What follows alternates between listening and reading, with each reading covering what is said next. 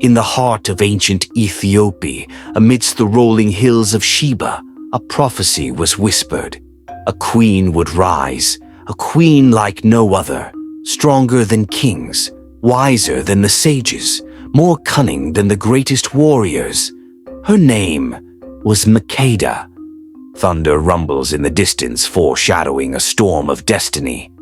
Makeda's story did not begin in peace. It began in fire, in betrayal, in blood.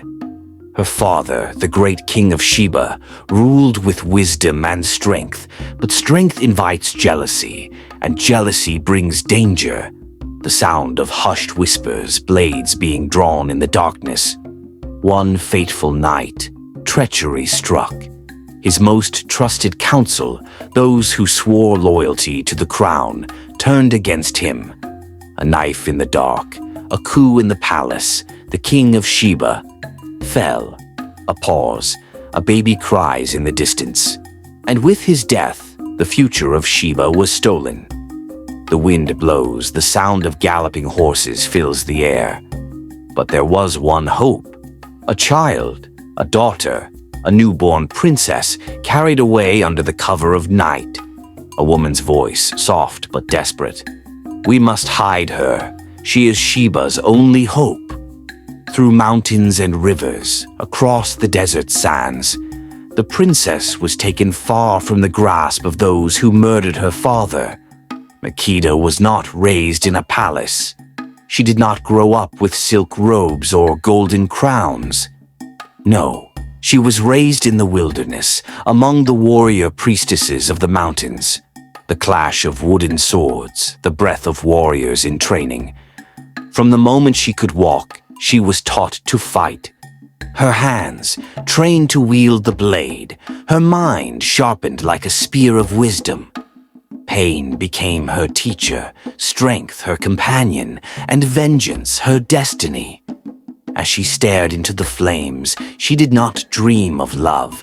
She did not wish for peace. Makeda's voice, cold and determined. One day, I will return, and I will take back what is mine. 18 years had passed. Sheba had been ruled by cowards and traitors. The people suffered under the weight of oppression, longing for the return of the rightful heir. A horn blows, the ground trembles. And then, one day, she returned. Makeda was no longer a child. She was a warrior, a queen forged in fire and fury. With loyal warriors by her side, she stormed the palace, cutting through the usurpers like a blade through silk. And when she stood before the throne, she did not kneel. She did not hesitate. She sat, and the kingdom belonged to her. Triumphant music. The people chant her name, Makeda, Makeda, Makeda. Makeda ascended to the throne. One day, as King Solomon of Israel marveled at the wonders of his kingdom, a lapwing, a bird known for its perceptiveness, approached him. O wise king, I have journeyed from afar and bring news of a land rich in gold and spices, ruled by a queen whose wisdom rivals even yours. Intrigued by tales of this distant monarch, Solomon felt a profound curiosity and sent forth an invitation to the Queen of Sheba, desiring to share and compare their vast knowledge. Far beyond Sheba's borders, another legend was spoken. The legend of a king whose wisdom was beyond mortal men. His name was Solomon. Makeda, smirking. They call him the wisest of all. Let us see if he is wiser than me.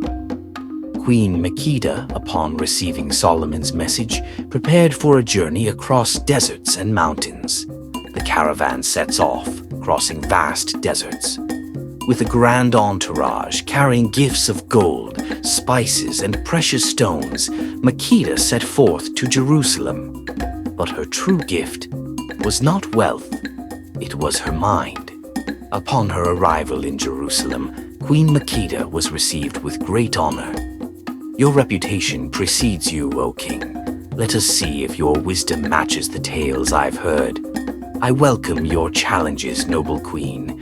Together, let us explore the depths of knowledge. Candlelight flickers in Solomon's palace. For days they spoke, for days they tested each other. A dance of words, a battle of wits, a game of wisdom and desire. Solomon chuckles. Your mind is sharp, Queen of Sheba. But tell me, do you trust yourself so easily? Makeda leans forward, eyes gleaming. Trust is a game for fools, King Solomon, and I am no fool. She smiled. And then, on a night written in destiny, a choice was made. History does not tell us what happened in that chamber.